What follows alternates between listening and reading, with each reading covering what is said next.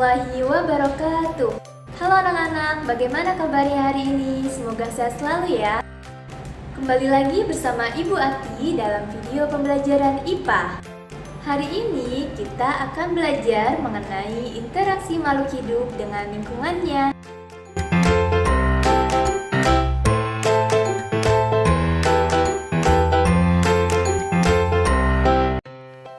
Setiap makhluk hidup memerlukan lingkungan tertentu sebagai tempat hidupnya yang disebut sebagai habitat.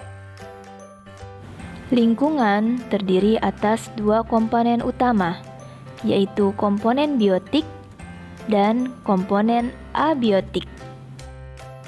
Komponen biotik terdiri atas makhluk hidup seperti manusia, hewan, tumbuhan, dan jasad renik.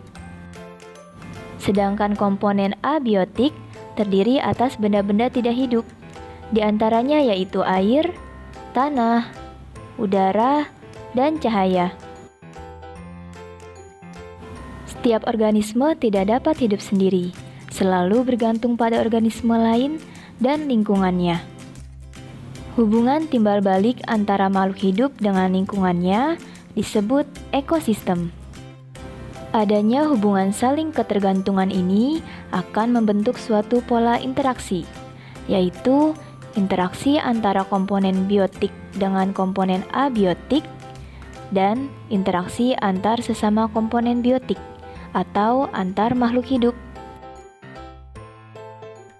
Interaksi antara makhluk hidup dengan makhluk hidup yang lain dapat terjadi melalui rangkaian peristiwa makan dan dimakan, seperti rantai makanan, jaring-jaring makanan, dan piramida makanan. Selain itu, juga melalui bentuk hidup bersama yang disebut simbiosis. Simbiosis merupakan bentuk hidup bersama antara dua individu yang berbeda jenis.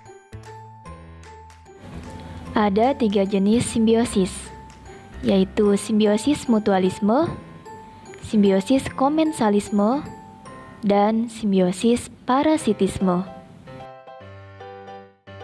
Simbiosis mutualisme merupakan hubungan dua jenis individu yang saling memberikan keuntungan satu sama lain. Contohnya adalah interaksi antara lebah dengan bunga. Lebah mendapatkan nektar dari bunga sebagai makanannya, sedangkan penyerbukan bunga terbantu oleh adanya lebah. Contoh lain dari simbiosis mutualisme yaitu interaksi antara kupu-kupu dengan bunga dan interaksi antara burung jalak dengan kerbau. Selanjutnya yaitu simbiosis komensalisme.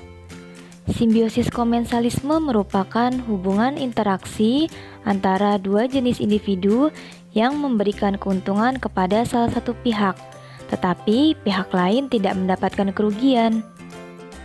Contohnya adalah interaksi antara ikan remora dengan hiu. Ikan remora mendapatkan sisa makanan dari ikan hiu dan mendapatkan perlindungan, sehingga aman dari predatornya. Sedangkan ikan hiu tidak mendapatkan keuntungan maupun kerugian dari keberadaan ikan remora tersebut. Contoh lain dari simbiosis komensalisme yaitu interaksi antara tanaman anggrek dengan pohon mangga dan interaksi antara ikan badut dengan anemon. Jenis simbiosis yang terakhir yaitu simbiosis parasitisme. Simbiosis parasitisme merupakan hubungan dua jenis individu yang memberikan keuntungan kepada salah satu pihak dan kerugian pada pihak yang lain. Contohnya adalah interaksi antara nyamuk dengan manusia. Nyamuk memperoleh keuntungan dari manusia berupa darah yang dihisap sebagai makanannya. Sedangkan manusia dirugikan karena gigitan nyamuk menimbulkan rasa gatal dan dapat menjadi perantara penyakit. Contoh lain dari simbiosis parasitisme yaitu interaksi antara tali putri dengan inangnya dan juga interaksi antara benalu dengan inangnya. Oke, itu tadi pembahasan mengenai materi interaksi makhluk hidup dengan lingkungannya. Semoga kalian paham ya. Sekian pembelajaran hari ini. Tetap semangat belajar dan selalu jaga kesehatan. Wassalamualaikum warahmatullahi wabarakatuh.